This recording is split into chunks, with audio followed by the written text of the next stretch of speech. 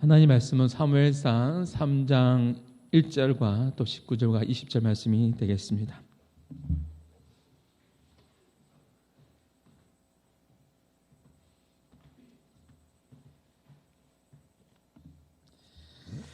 우리 하나님의 말씀 우리 같이 함께 한 목소리로 봉독하도록 하겠습니다.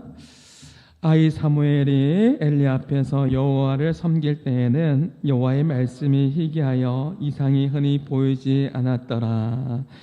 사무엘이 자라매 여호와께서 그와 함께 계셔서 그의 말이 하나도 땅에 떨어지지 않게 하시니 단에서부터 브엘셰바까지의 온 이스라엘이 사무엘은 여호와의 선지자로 세우심을 입은 줄을 알았더라. 아멘. 오늘 말씀의 제목은요, 오직 하나님께서 내시는 길로. 네 번째 시간 변화라는 제목으로 하나님 말씀을 전합니다. 사람들은 긍정적으로 다 변화되기를 원해요. 변화되기를 원하죠. 가정이 변화되기 원하고, 또 교회가 변화되기 원하고, 민족이 변화되기를 원하고, 좋은 방향성에서 그렇게 변화되기를 원합니다. 어제 제가 우리 성도의 가정에 이사 예배를 드렸는데요, 한 성도의 가정의 기도 제목이 뭐냐면, 목사님, 우리 가정이 믿음의 성장이 있었으면 좋겠습니다 라는 기도 제목을 냈습니다. 이것이 어떤 의미이죠? 변화되기를 원합니다. 믿음으로 성숙되기를 원합니다 라는 그런 고백이죠. 하나님 역시 우리가 변화되기를 원하세요. 좋은 방향성 안에서 우리가 변화되기를 원한다라는 것이죠. 오늘 본문의 3장 1절 말씀을 한번 보시겠습니까? 같이 읽어봅니다. 아이 사무엘이 엘리 앞에서 여호와를 섬길 때에는 여호와의 말씀이 희귀하여 이상이 흔히 보이지 않았더라. 어린 사무엘이 하나님을 섬겼던 그 시대를 보십시오. 하나님께서는요, 이 시대, 그 시대가 변화되기를 원하셨어요. 이 시대에 여러분 독특한 것이 있죠. 말씀을 보니까 하나님의 말씀이, 여호와의 말씀이 뭐 했다고요? 희귀했대요. 하나님 말씀이 안 들렸대요. 여호와의 말씀을 듣기가 매우 힘들었던 시대였다고 이야기합니다. 우리 최근에 성도의 노래라는 이 찬양을 우리가 많이 부르지 않습니까? 그 가사에 보면 환난과 가난과 수고와 또 수고로움 속에서도 성도는 그 믿음 지켰네, 그런 가사가 있어요. 환난과 가난과 고난이 불행한 것이 아니고 무엇이 불행할까요? 가난할 수 있어요. 어려움 당할 수 있어요. 힘든 상황들이 우리의 삶 가운데 찾아올 수 있다는 거죠. 그런데 정말 불행한 것은 뭐냐면 하나님 말씀이 안 들리는 거예요. 하나님 말씀이 희귀해지는 거죠. 하나님 말씀이 희귀해지는 것이 가장 어두운 시대고 가장 불행한 시대라고 생각이 듭니다.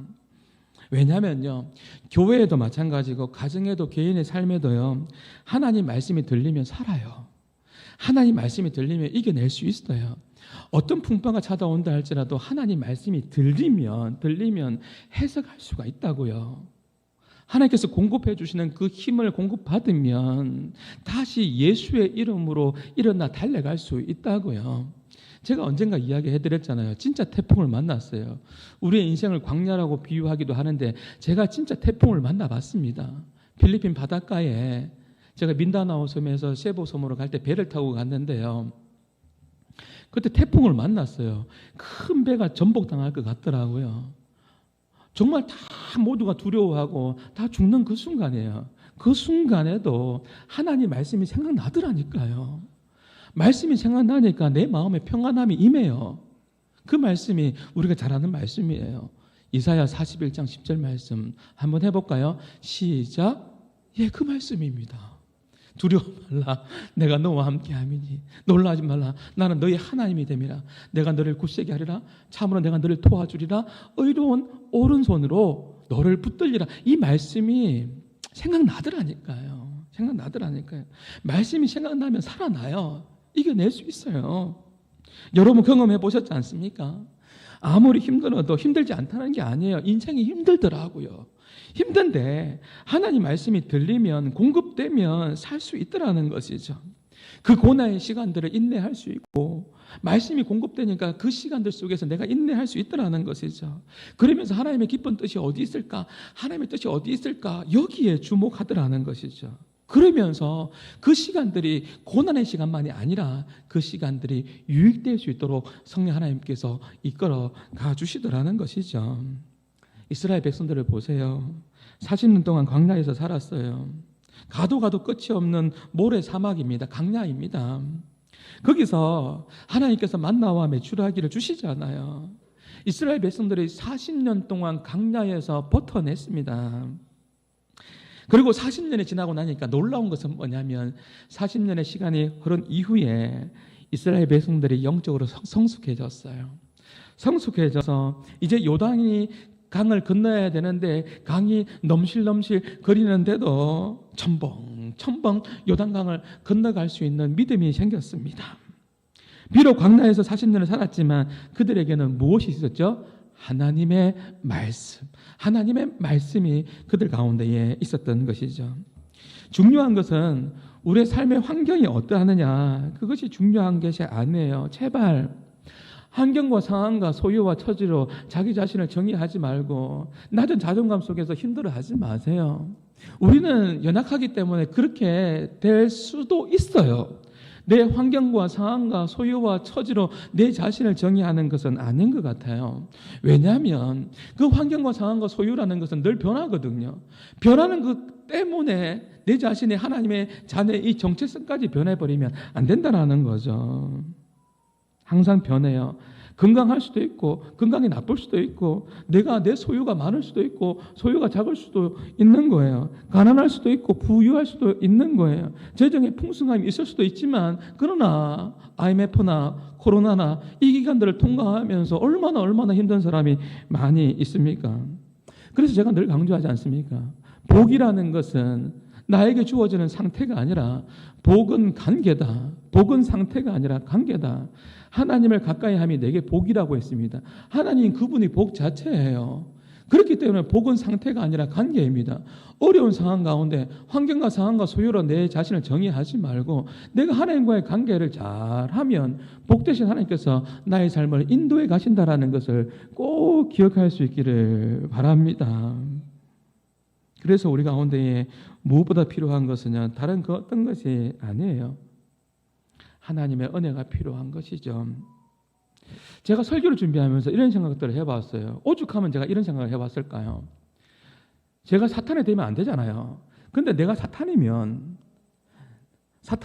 성도들에게 뭐라고 이야기할까? 무엇으로 유혹을 할까? 생각을 해보니까 여러분들이 오늘 예배당 오셨는데 예배 드리면서 뭐 원하세요? 기도할 때 기도 제목 있잖아요. 성도들이 돈을 원할 것 같아요. 그러면 돈 원하면 내가 사탄이면 돈 줄게, 돈 가져 말하고 말할 것 같아요. 너 권력 원하니? 너 명예 원하니? 그래, 명예 가져라. 권력도 다 가져라. 그렇게 이야기할 것 같아요. 그러면 점점 더 교만해져서 넘어지겠죠. 그러면서 딱 하나는 안 주고 싶을 것 같아요. 이거는 안 주고 싶을 것 같아요. 돈도 주고 권력도 주고 니 그래 이거 다 해봐라, 다 가져라. 그렇게 다 주면서 이것 하나는 안 줄 것 같아요. 그것이 뭘 것 같아요? 하나님의 말씀이죠. 하나님의 말씀을 안 들리게 할 것 같습니다. 말씀 못 듣게 할 것 같아요. 말씀이 생각 안 나게 할 것 같습니다. 왜 그럴까요? 성도들의 마음속에 하나님 말씀이 공급되기 시작되면 그 말씀은 능력이거든요. 그 말씀은 성령의 검이거든요. 요한계시록을 얼마 전에 새벽기도 때 보았지 않습니까? 요한계시록 19장에 보면 예수님께서 재를 마실 때 그때 예수님께서 백마를 타고 오셔서 그때 사단을 물리치실 때 손에 금이 있는 게 아니에요. 하나님의 말씀을 잘 보세요. 공격무기인 하나님의 말씀이 어디서 나가죠? 입에서 나가요. 입에서 나갔대요. 성령의 검이 입에서 나간대요. 말씀의 능력이 있는 것이죠. 우리가 말씀이 공급받으면 그 말씀으로 악한 마귀를 대적할 수 있고 승리할 수 있다라는 것을 꼭 기억할 수 있기를 바랍니다. 하나님의 말씀으로 무장된 성도는요, 사단의 유혹 앞에서, 사단의 유혹은 누구나에게 다 있어요. 사탄의 유혹 앞에서 도리어 하나님 말씀으로 사탄의 나라를 무너뜨리고 그곳에 하나님 나라를 세워갈 것입니다. 그래서 사탄은 어떻게 하든지 간에 하나님의 말씀을 듣지 못하게 할 것입니다. 성도들에게 가장 소중하고 가장 중요한 이 말씀, 이 하나님의 말씀이 나에게 공급되고 있는가? 나에게 적용되고 있는가? 이거 점검하셔야 되는 거예요. 내 인생의 삶을 살아가면서 항상 점검하셔야 돼요. 이 말씀이 나에게 공급되고 있는가? 이 말씀이 내 삶 가운데 적용되고 있는가? 이 말씀이 내 사랑하는 자녀들에게 말씀대로 살고 있는가? 이것을 점검하셔야 된다고요. 점검하셔야 된다고요. 말씀이 공급되고 있는가? 제가 부임한 지 이제 만 3년이 넘었지 않습니까? 제가 한 번도 성도들에게 이렇게 야단을 하거나 그렇게 한 적이 없었던 것 같습니다.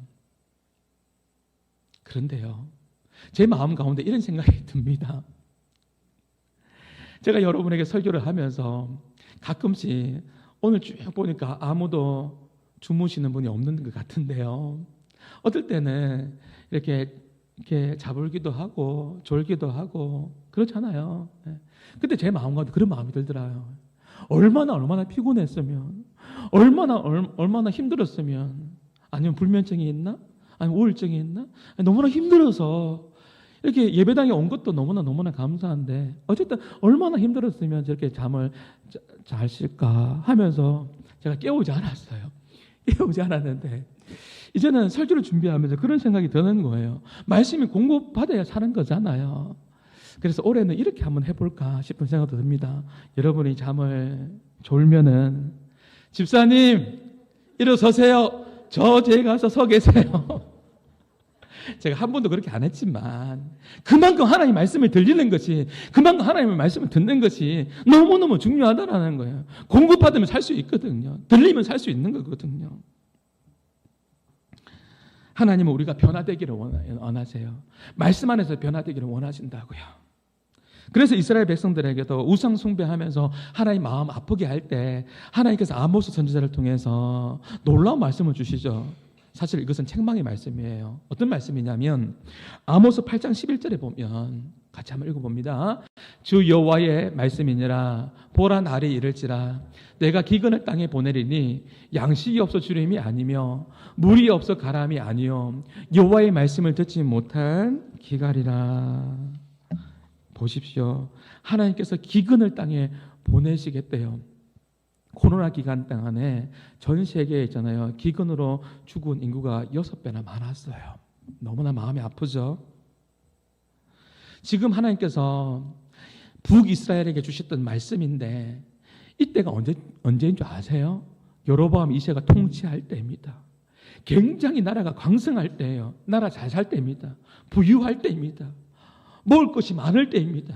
잘 살았습니다. 그런데 하나님께서 뭐라고 하냐면 책망하셨어요. 내가 이 땅에 기근을 보낼 것이다. 물이 없어서 가람이 아니라 양식이 없어서 가람이 아니라 여호와의 말씀을 듣지 못한 그 기갈을 보낼 것이라고 이야기하는 그 하나님의 그 마음이 있어요. 왜 그럴까요? 북이스라엘 잘 살면서 떵떵거리면서 잘 살아요. 우리나라처럼 잘 살아요. 잘 살았습니다. 부유했습니다. 그런데 놓쳐버렸습니다. 단에서부터 브엘세바까지 놓쳐버렸어요. 그들만의 방식으로, 여러분 아시잖아요. 성경 읽어보셨잖아요. 황금 송아지를 만들어가지고 자신들의 방식으로 예배했던 거예요. 자신들의 방식으로 열심을 내서 예배했는데 이것이 하나님 마음을 아프게 하는 것이었어요.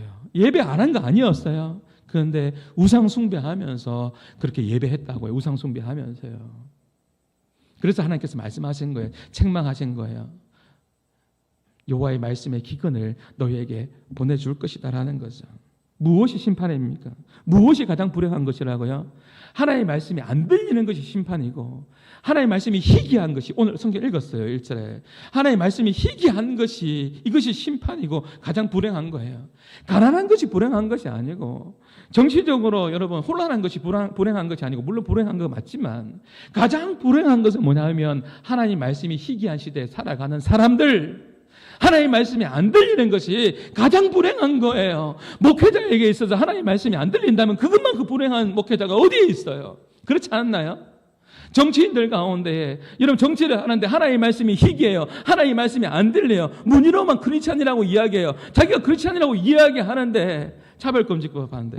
제가 하려면 많은 이야기를 할 수 있겠지만 왜 못합니까? 문의만 크리스찬 같아요. 그렇기 때문에 말씀이 공급되는가 그것부터 먼저 점검해야 되는 거 아니겠습니까? 엘리 시대에 하나님의 말씀이 희귀했습니다. 그러면 도대체 누구에게 책임이 있는 거예요? 이 나라 이민족 가운데 말씀이 희귀하다면 누구에게 도대체 책임이 있는 겁니까? 누구의 책임이 있습니까? 한마음 교회에 우리 교회에 하나님의 말씀이 공급되지 않는다면 누구에게 책임이 있습니까?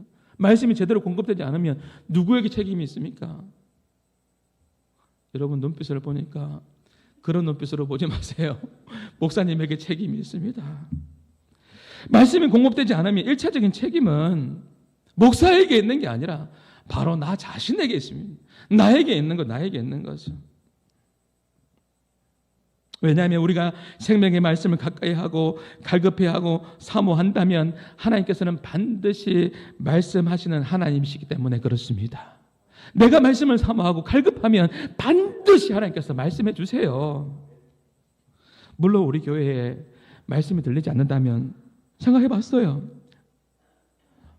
책임이 누구한테 있겠는가? 저한테 큰 책임이 있을 것 같아요. 왜냐하면 하나님께서 저에게 이 공동체를 향한 말씀으로 섬기도록 그렇게 허락하셨기 때문이죠.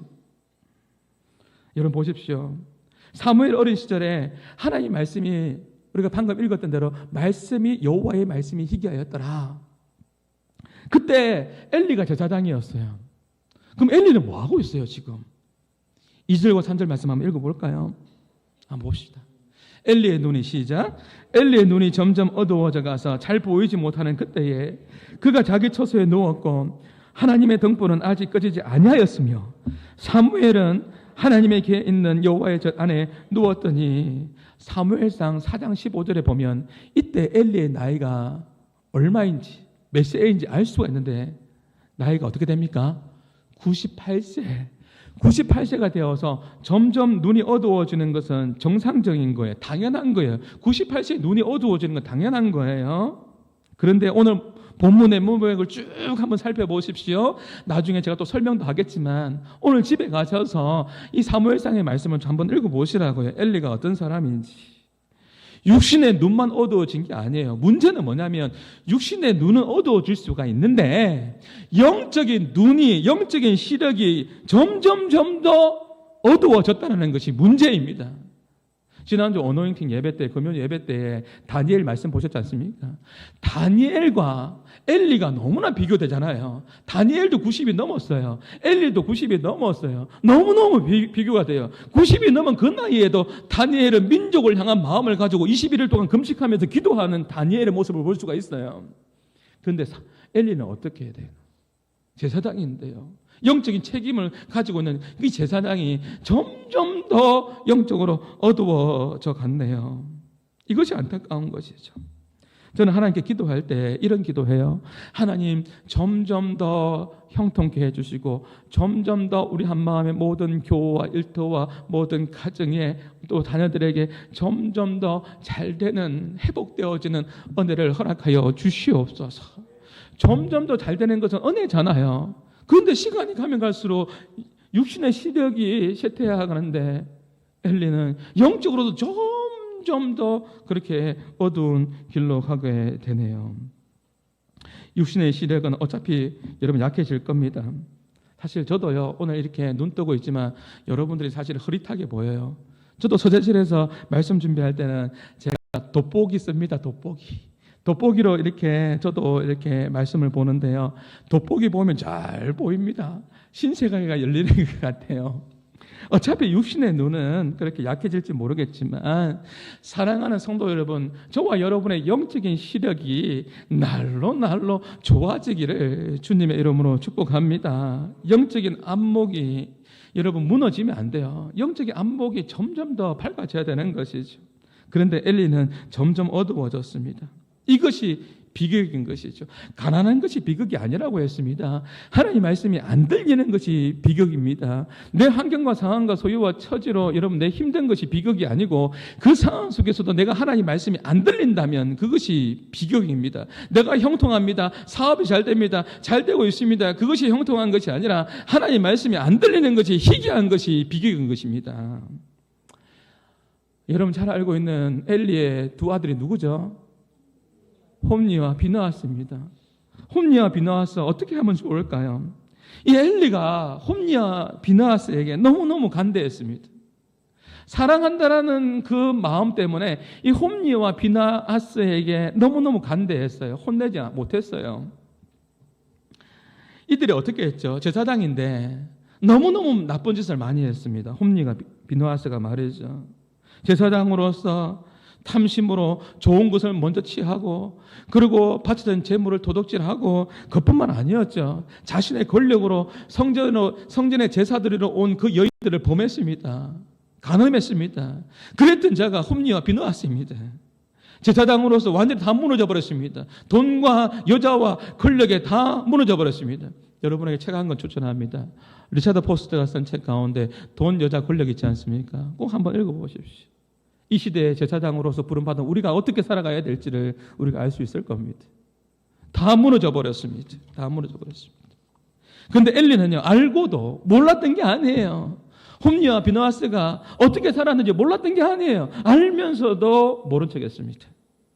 영적인 감각을 완전히 잃어버린 거죠. 그래서요, 하나님께서는 그 시대에, 말씀이 희귀한 그 시대에 변화를 요청하셨고, 그리고 그 변화의 주역으로 누구를 선택하셨습니까? 오늘 본문의 주인공이죠. 누구죠? 사무엘을 선택해서 그 변화를 주도해 나가십니다. 오늘 본문의 4절 한번 읽어보겠습니다. 여호와께서 사무엘을 부르시는지라 그가 대답하되 내가 여기 있나이다 하고, 사무엘이 하나님의 그 부르심 앞에 내가 여기 있습니다, 하나님의 부르심이라는 걸 처음 몰랐어요. 그래서 여러분 5절에 누구에게 달려가죠? 엘리에게 달려갑니다. 한번 읽어볼까요? 엘리에게로 시작.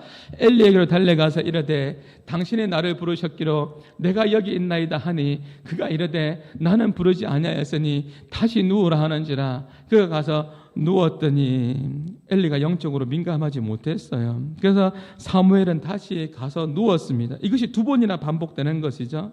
사람을 자다가 잠을 깨우면 어때요? 여러분이 잠을 잘 자고 있는데 잠을 깨우면, 여러분 이름을 불러서 잠을 깨우면 여러분 어떤 마음이 들어요? 좀 짜증이 나지 않습니까? 여러분 착해서 전혀 여러분은 괜찮은 것 같은데요. 여러분 제가 오늘 평소보다 좀 다르게 좀 제가 조금 핸섬해 보이지 않습니까? 좀 깔끔해 보이지 않아요? 대답 안 하시기로 작정하셨어요. 오늘 내가 대답 안 하기로 작정했노라, 그런 마음으로 오셨어요. 제가 좀 깔끔해 보이지 않아요? 핸섬해 보이죠? 뭐가 달라졌어요? 뭐가 달라졌죠? 뭐가 변화되었죠? 오늘 설교 주제가 변화라면서요. 뭐가 달라졌어요? 뭐가 변화됐어요? 제가 흰머리가 많거든요. 머리가 염색을 했어요. 머리 염색을 했다고요. 저희 아내가 어젯밤에 저한테 와서 여보 염색합시다. 나 염색하기 너무 싫어. 나 내 모습 이대로 주 받으셨다고. 나는 내 모습 이대로, 나는 흰머리 있는 게 더 좋다고. 나 안 할 거라고. 나 안 할 거라고. 그렇게 이야기했거든요. 아니라고. 염색해야 돼. 너무너무 보기 싫다고. 그래서 제가 이렇게 변했습니다. 이렇게 까맣게 변했어요. 너무너무 귀찮아요. 안 하고 싶더라고요. 염색 안 하고 싶다요. 그러다가요, 또 있으니까 너무너무 잠이 오는데 저를 깨워요. 앉아보래요. 말 잘 들어야 돼요. 너무너무 힘든데 또 앉았어요. 앉았더니 또 냉장고에 가가지고 문을 열더만요, 그 차가운 팩을 가져와가지고요, 그 차가운 팩 이렇게 해보셨어요? 팩 해보셨어요? 내 모습 이대로. 저는 이 모습 이대로가 좋아요. 근데 그 차가운 팩을 붙이는데 얼마나 차갑던지 하는 이야기가 뭐냐면, 하나님께 잘 보여야 된대요. 내일 주일이니까 당신 팩하세요. 성도들에게 잘 보여야 돼. 팩하세요. 그렇게 이야기하는 거죠. 오늘 1부 예배를 마치고 그렇게 저 엘리베이터를 타고 올라가는데 어떤 성도가 저한테 또 그러더라고요. 목사님, 너무너무 보기 좋아요. 이제부터는 사모님 이야기 잘 들으세요. 사모님 이야기 잘 들으세요. 그렇게 이야기하더라고요. 머리 이렇게 염색하는 것도 뭐 흰머리 있으면 좀 어때요?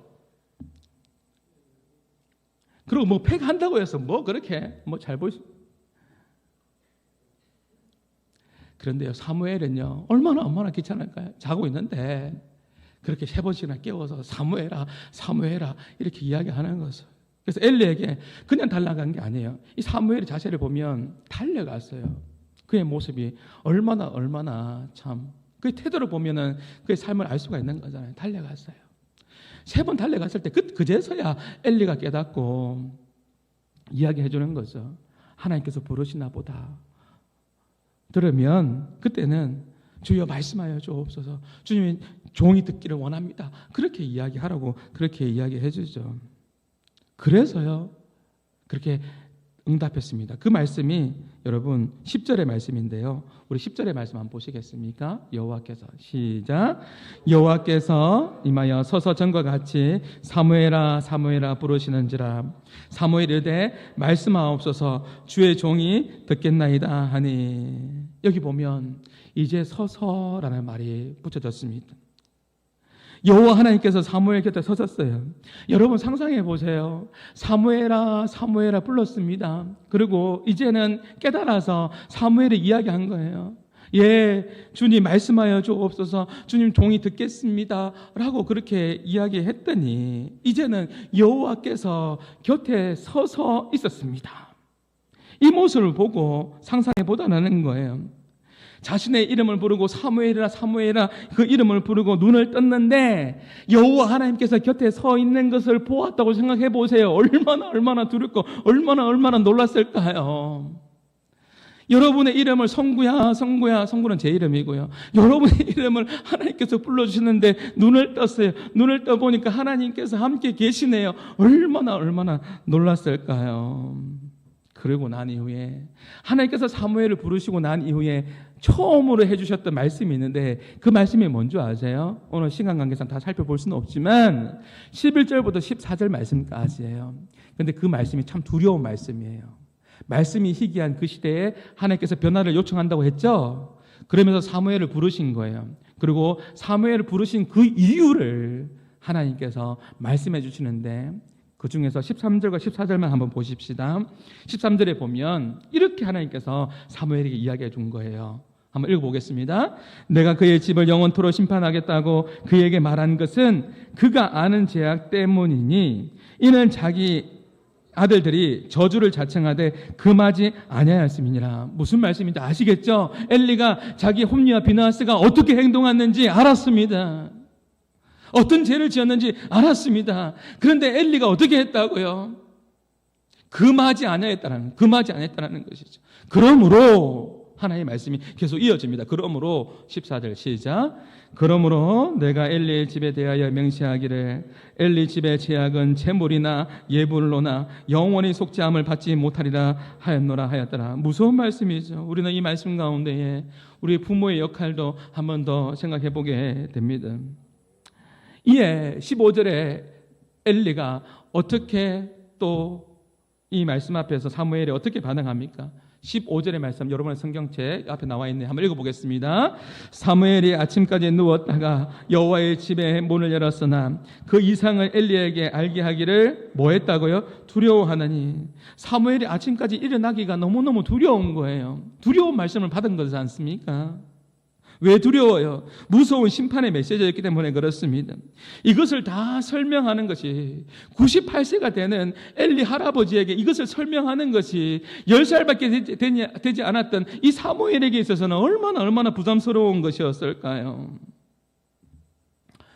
하나님께서 우리에게 말씀을 주시고 깨닫게 해주시면 보통 우리가 어떻게 하죠? 하나님의 말씀이 들려옵니다. 해석됩니다.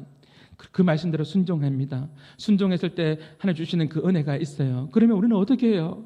구역원 식구들에게 또 다른 사람들에게 다 나누지 않습니까? 하나님께서 행하신 그 위대한 그 놀라운 일들을 나눕니다. 간증하고 싶죠? 그렇지 않습니까? 하나님께 나에게 말씀해 주신 것에 대해서 깨달았거든요. 이것을 나누고 싶은 것이 당연한데 사무엘의 마음에는 두려운 마음이 들어갈 수밖에 없네요. 하나님 말씀이 들리면 행복한 건데 말이죠. 예전에 우리 가족이 함께 선교 훈련을 받은 적이 있습니다. 함께 전도 여행을 한 적이 있어요. 온 가족이, 하영이, 주영이와 같이 온 가족이 말레이시아도 가고, 그 다음에 대전 땅에도 가서 국내 선교 또 해외 선교를 한 적이 있습니다. 그때 날마다 예배했어요. 너무너무 행복하더라고요. 날마다 예배하면서 하나님께서 인도하시는 그 길로 오직 하나님 내시는 길인데, 하나님께서 인도하시는 방향, 하나님 인도함 받기를 원합니다. 하나님 우리 가정을 하나님 복되게 해주세요. 늘 기도했습니다. 그때 우리 아들이 초등학교 3학년 때인가 4학년 때였던 것 같아요. 그렇게 날마다 예배하고 난 이후에 서로 나눔을 하는 시간이 있는데, 그날 그 시간에 아들이 그런 이야기를 하는 거예요. 자기도 나누고 싶대요. 자기도 나누고 싶은 이야기가 있대요. 예배하고 난 이후에. 그럼 뭐 이야기해보라고 하니까 뭐라고 이야기하냐면, 하나님께서 자기에게 말씀해 주셨다는 거죠. 어떤 이야기냐면, 하나님이 자기를 너무너무 사랑한다고 그렇게 이야기해 주셨대요. 하나님, 초등학교 3학년밖에 되지 않는 그에게 하나님이 나를 너무너무 사랑해 주신다고, 사랑한다라고 이야기해 준 것을, 이것은 나눔 시간에 이야기한 거예요. 예배 이후에 말이죠. 그러면서 하는 이야기가 뭐냐면, 오늘 우리가 어떤 교회를 만날 건데 그 교회가 우리를 아주 반겨줄 것 같아요. 그 마음을 주셨어요 하면서 그렇게 나누는 거죠. 그리고 우리가 대전에서 말레이시아 다녀온 이후에 대전에서 잘 모르는 길이에요. 그렇게 전도 여행을 하면서 했는데, 실제로 정말 하나님께서 주영이 입을 통해서 나눔을 한 그대로 하나님께서 인도해 가시더라는 것이죠. 여러분 표정 보니까 여러분 일 아니에요. 보니까 전혀 감동도 없는 것 같은데요.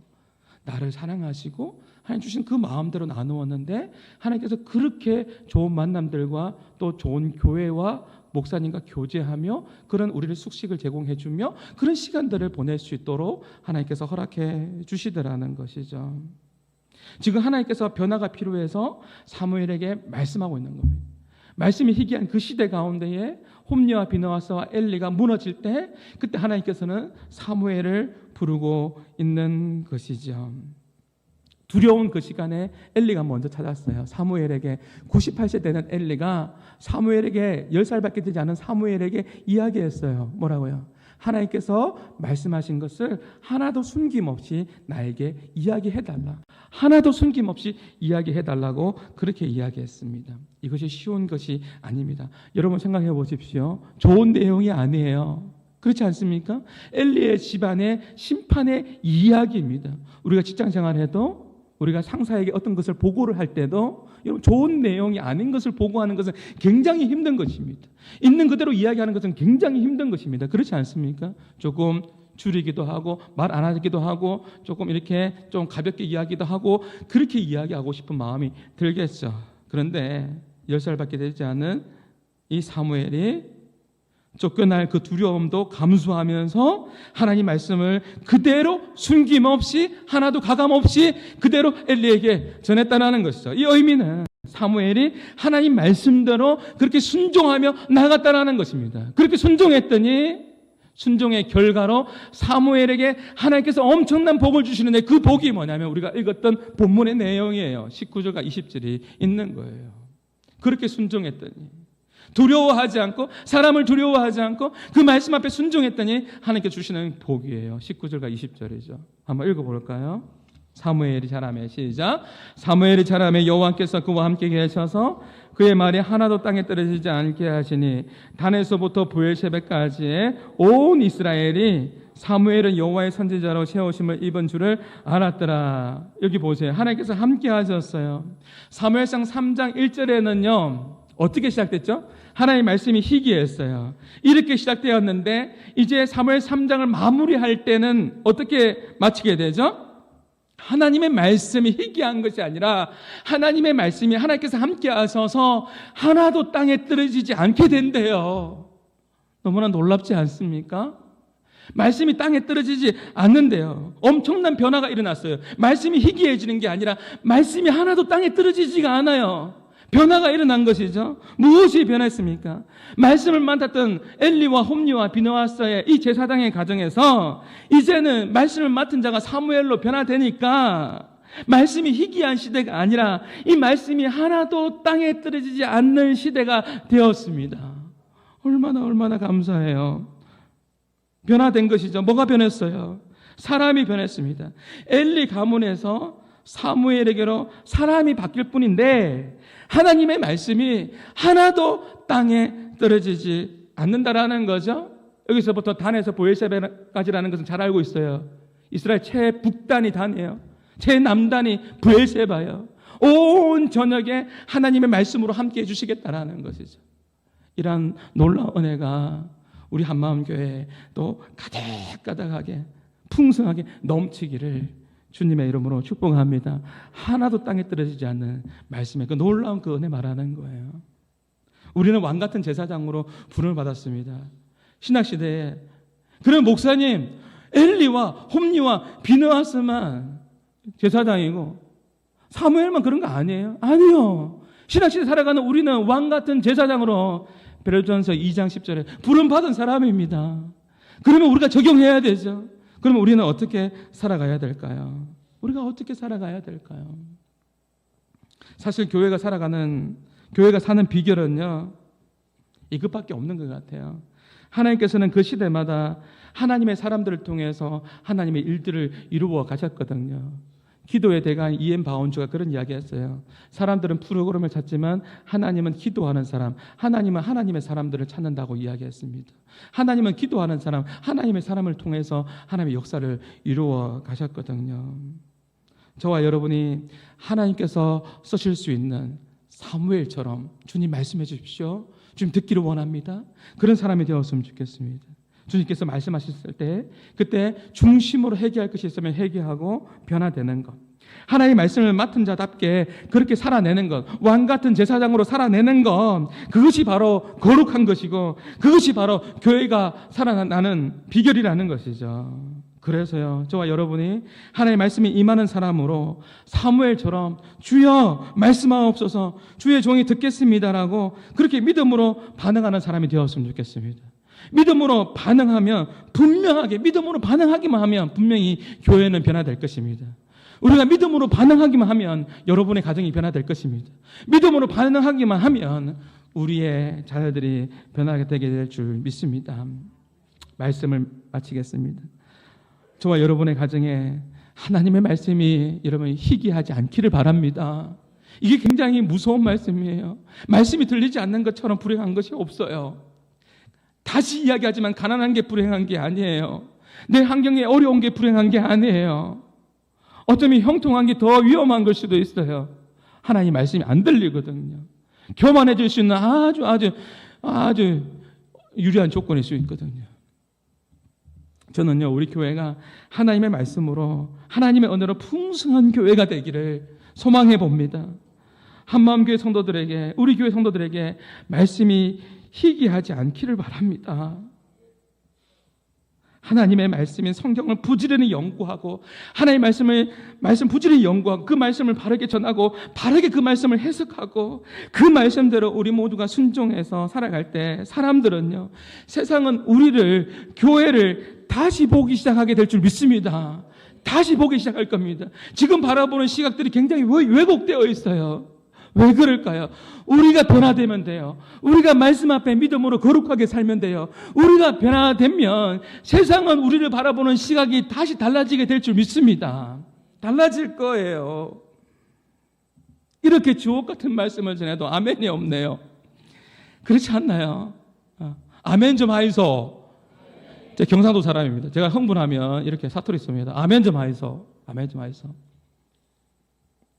그런데 우리가요, 하나님의 말씀이 우리의 삶에 작동되지 않고 희귀해지고 말씀 앞에 회개하지 않고 거룩한 삶으로 순종하지 않으면요, 죄송한데 5년이 지나도 10년이 지나도 20년이 지나도 직분은 그대로 가지고 있는데 똑같아요. 변하지 없어요.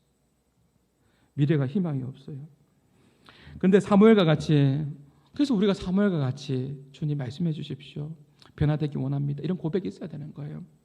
사무엘과 같이 그렇게 주님 말씀해 주십시오. 그 말씀 앞에 믿음으로 순종하기 시작한다면 하나님 말씀이 우리의 가정과 또 교회와 이 민족을 변화시켜 주시고 다시 한번 아름답게 그렇게 사용해 주실 줄 믿습니다. 2024년도 오직 하나님께서 내시는 그 길로 달려가는 우리 한마음의 모든 교우들이 다 될 수 있기를, 변화의 주역이 될 수 있기를 주님의 이름으로 축복합니다. 우리 말씀을 기억하시면서 우리가 성도의 노래 이 찬양의 가사를 기억하면서 하나님 2024년도 변화의 주역이 되기를 원합니다. 말씀 안에서 풍성한 삶을 살기를 원합니다. 라고 그렇게 한번 기도했으면 좋겠습니다. 같이 함께 찬양합니다.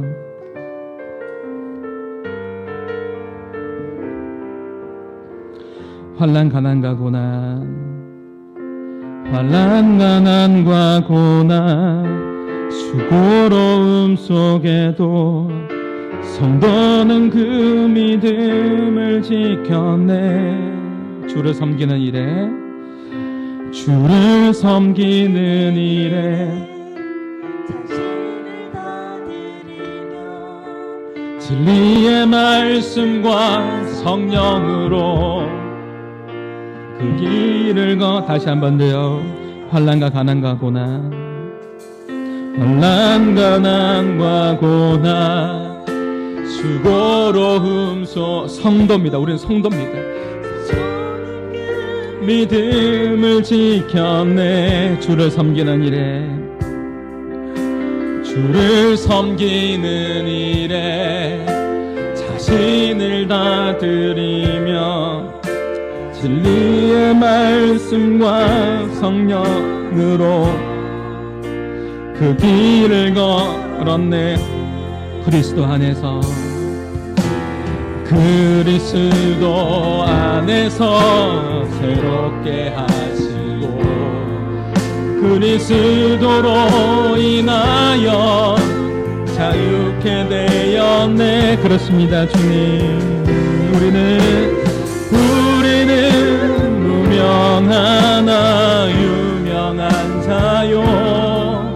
죽음의 위기 속에도 참 생명 가졌고 근심하나 기뻐하며 하나하나 다른 일을 부욕해 하는 자. 우리는 무명하나, 우리는 무명하나 유명한 자요. 죽음의 위기 속에도 참 생명 가졌고 신하나 기뻐하며 하나하나 다른 일을 부욕해. 우리 마지막으로 한 번 더 고백합니다. 우리는 무명하나 유명한 자입니다. 우리는 무명하나 유명한 자요. 죽음에 참 생명을 가졌습니다. 참 생명 가졌고 하나 기뻐한 하나하나 다른 일을 부욕해 하는 자로다.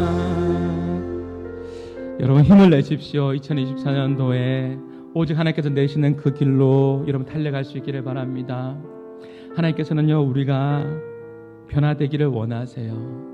말씀으로 무장되기를 원하고 낙심하고 절망하고 주눅들며 살아가는 그 모습이 아니라 변화되어 그리스도의 강한 용사로, 그리스도의 일꾼으로 그렇게 달려가기를 원하신다라는 거죠. 혹시 사단의 그 시험과 유혹 앞에서 힘든 시간들을 보내고 있는 분들 계십니까? 절대로 여러분 두려워하거나 낙심하지 마세요. 예수님께서 어떻게 그 두려움, 어떻게 이겨내셨는지를 말씀하셨잖아요. 누가복음 집에 가셔서 4장 읽어보세요. 예수님께서 어떻게 사단을 물리치셨죠? 보여주셨잖아요. 기록된 바, 기록된 바, 기록된 바. 그 기록된 말씀이 뭐예요? 신명기 8장 3절, 신명기 6장 13절, 신명기 6장 16절에 기록된 바, 기록된 바, 기록된 바. 그 말씀으로 악한 사단의 그 유혹을 다 물리셨어요. 왜 그렇게 하셨을까요? 보여주셨어요. 말씀이 능력이다, 말씀이 힘이다, 기록된 이 말씀이 능력이다라는 것을. 왜 이것을 활용하지 않으세요? 왜 무기력하게 그렇게 살아가세요? 한마음의 성도 여러분, 변화되어 그리스도의 강한 군사로 설 수 있기를 주님의 이름으로 축복합니다. 오늘 말씀을 기억하시면서, 오늘 찬양의 가사를 기억하면서 환경과 상황과 소유로 자기를 정의하지 말고 하나님의 말씀 붙잡으면서 2024년도 오직 하나님께서 내시는 그 길로 달려가겠습니다. 믿음으로 순종하겠습니다. 우리 같이 함께 결단하시면서 성령님 인도함 받으시면서 우리 같이 함께 주여 한번 부르시고 기도하며 나가시겠습니다. 주여, 하나님 아버지 은혜를 부어주옵소서. 주여, 성령 하나님 아버지 하나님, 오늘 말씀을 주셔서 너무나 감사합니다. 주여, 하나님 말씀 앞에 서게 하여 주시옵소서. 우리에게 아버지 여러 가지 많은 유혹이 있습니다. 사단의 시험들이 있습니다. 하나님 아버지 하나님, 주여 절망하거나 낙심하지 않게 하여 주시고, 예수님께서 말씀으로, 기록된 말씀으로 물리치셨던 것처럼 하나님 아버지 하나님, 기록된 하나님의 그 말씀, 레마의 말씀으로, 하나님 아버지 하나님, 로고스의 말씀으로 하나님 아버지 하나님 이겨내게 도와주시고, 승리하는 우리 한마음의 모든 성도들이 다 될 수 있도록 인도하여 주시옵소서. 환경과 상황과 소유와 처지로 내 자신을 정의하지 않게 도와주시고, 나를 불러주신 아버지 하나님 그 사랑 가운데에 감사하며 하나님의 거룩한 백성답게 살게 하여 주시고, 하나님 믿음으로 한 걸음 한 걸음 나아갈 수 있는 우리 모든 믿음의 성도들이 되게 하여 주시옵소서. 하나님의 말씀을 들었습니다. 사마했습니다. 하나님의 말씀을 지키게 하여 주시고, 하나님 아버지 하나님 주님 행하며 나아갈 때 하나님의 그 놀라운 그 역사가 우리 한번 모든 성도들 가운데 임하게 도와주시고, 특별히 하나님 아버지 하늘들에게 임하여 주시고, 주여 하나님 아버지 하나님 주님 만져주세요. 치료하여 주세요.